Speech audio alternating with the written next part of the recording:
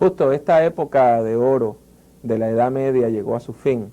¿Y qué nos puedes decir acerca de las transiciones que hubo, por ejemplo, en el papado, después de esos papas tan poderosos? ¿Qué fue lo que pasó con esa institución de la Iglesia? Bueno, parte de lo que pasó fue que el nacionalismo estaba creciendo y el Papa podía ser Papa y gobernar todo cuando no había las naciones modernas. Se puede decir que la decadencia se marcó en el año 1300, es decir, poquitos años, menos un siglo antes después de Inocencio III. El Papa era Bonifacio VIII.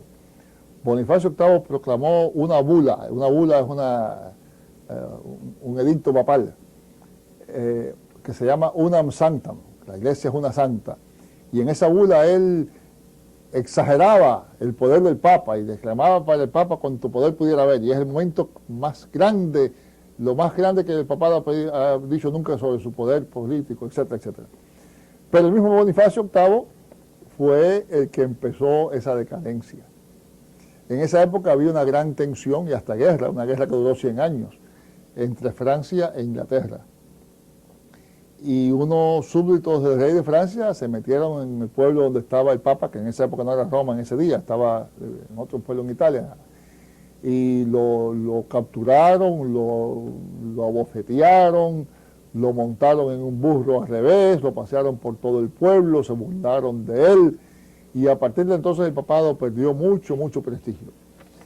Bien pronto el papado quedó en manos prácticamente del rey de Francia. Se mudaron de Roma, los papas se mudaron a una ciudad que se llama Aviñón. Aviñón estaba en la frontera misma entre Francia e Italia. Era parte de Italia, no era parte de Francia, pero prácticamente pertenecía a Francia. Era una especie de península que entraba en el territorio francés. Ahí estaba el papa metido. Y por muchos años los papas fueron prácticamente juguetes del rey de Francia.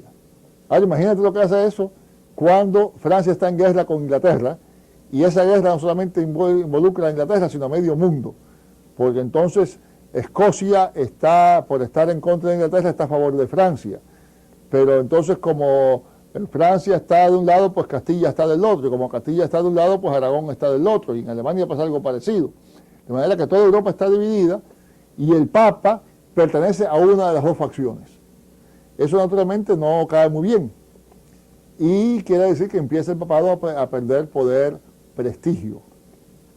Por fin, gracias a la intervención de una visionaria italiana que se llama Santa Catalina de Siena, el Papa vuelve a Roma.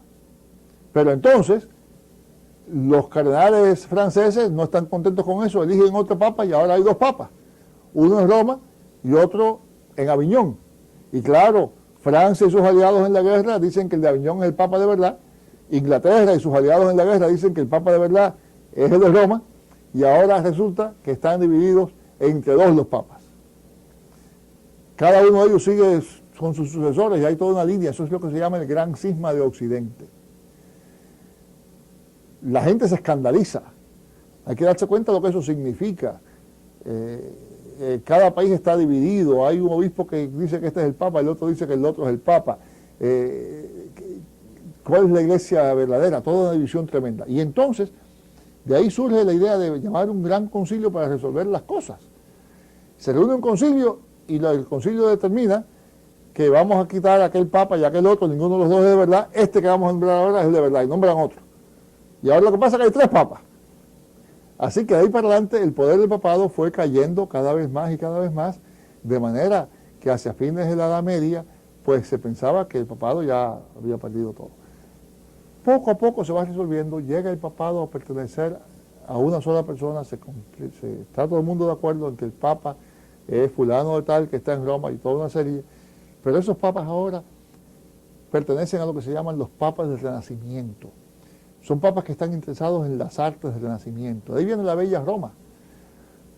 Esta gente, en lugar de pensar que su tarea es gobernar la iglesia, ayudar a la iglesia, ayudar la vida espiritual de los fieles, piensan que lo importante es embellecer a Roma, y claro, embellecerla quiere decir enriquecerla, y se produce todo un sistema de impuestos para traer dinero a Roma.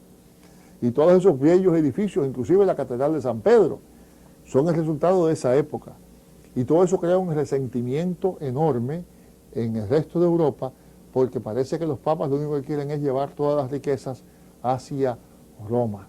De manera que la decadencia del papado empieza en el 1300 y ya de ahí continúa bajando, hasta la época de la Reforma, cuando precisamente para contestar a la Reforma, en lo que se llama la Contrarreforma, la Reforma Católica, empieza otra vez a haber otros papas que de verdad están interesados en la vida de la Iglesia, en reformar la Iglesia, en gobernarla, etc. Pero eso ya es mucho más adelante.